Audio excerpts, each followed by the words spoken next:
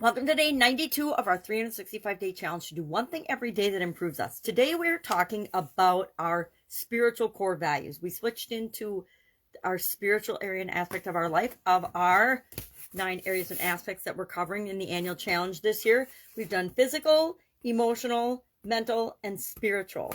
Now, as far as core values go, on day, and I actually went back and looked this up because I couldn't remember, on day, and it hasn't been the same day every period that we've, or every section and every segment of the life framework that we're discussing through this challenge. So on day 8, we talked about physical core values.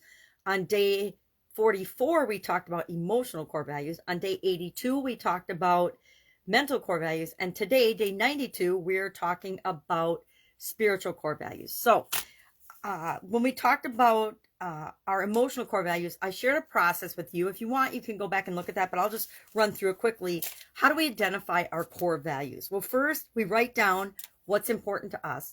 And this time through, we want to pay specific attention to our spiritual or religious or our big usness, who we are as human beings, overall big version of ourselves, not just our everyday going through the motions of our life self.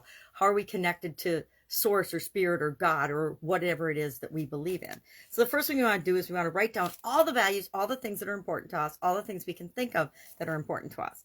Then we want to consider people that we admire. What kind of spirituality or spiritual beliefs do we think that they have, or do we have evidence that they have based on the example that they're setting for us? Third, we want to consider our experiences, the experiences we've had. I mentioned yesterday that until I was 50 and had a sudden cardiac arrest and died, I was a Catholic, a practicing Catholic. And following that event in the coma, when I woke up, my thoughts about religion and spirituality and many of my beliefs had shifted and changed and morphed to something else. So consider your experiences. Number 4, we want to specifically look at spiritual related core values. So if you're looking up something today to help you get ideas of, well, what are my core values with respect to spirituality, which is exactly what I did yesterday, you'll get a list that's more specific to things that have to do with spirit, religion, faith, belief, hope, etc. So we want to do that. But normally we categorize our core values as a whole, but I find it a lot easier to break it down by the life framework to say, okay, physically, what's most important to me? Mentally, what's most important to me? Emotionally, what's most important to me? Spiritually, what's most important to me? And I find this a good way to look at core values because it makes it less overwhelming. Finally, we're going to identify central themes, choose our top core values, and then, like I said, I talked about that I do an annual integrity audit to say, okay, am I living by my core values, or am I just blowing smoke up my own you-know-what when I think I'm living by my core values? So I check in periodically to make sure, hey, these are the things that are still important to me. So what are some examples of spiritual core values? I did look some up, and then I will go through our action item today right along with you and identify what are probably my top 3 to 5 spiritual related core values.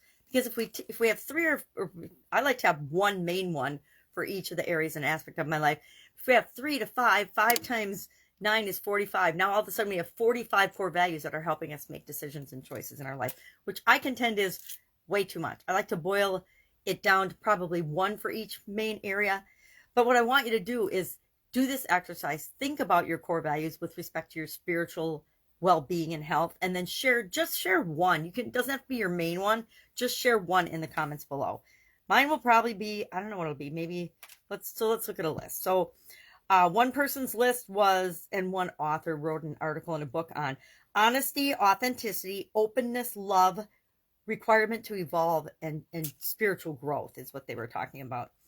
Another list of spiritual core values are honesty, trust, kindness, generosity, tolerance, patience, perseverance, discernment, courage, beauty, hope. And then another person had compassion and respect on their list. So, and then some of them cross over, right? But all of us have some things in common. Some of us have nothing in common, right? If you're listening to this, you probably have ability and desire to get better and progress and evolve as part of your core values. Lifelong learning is definitely one of my core values. Now, does that have to do with my spirituality? It really has to do with every area and aspect of my life. But mine are love for sure, but love usually is the one I call up as number one under my emotional well-being and my emotional core values. Compassion, respect, kindness. I think trust and honesty are biggies for me. Authenticity as well, openness.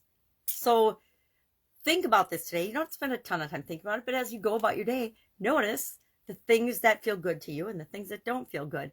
And then ask yourself, okay, well, what core value is popping up with respect to my spiritual well-being that this might be symbolizing to me? And then share one in the comments below, and I will be with you tomorrow. I don't know what we're talking about tomorrow. I'm not even going to look ahead. I will be with you tomorrow to work some more on our spiritual well-being area and aspects of our life. Any questions? Ask. Otherwise, have fun with this, and I will be with you tomorrow.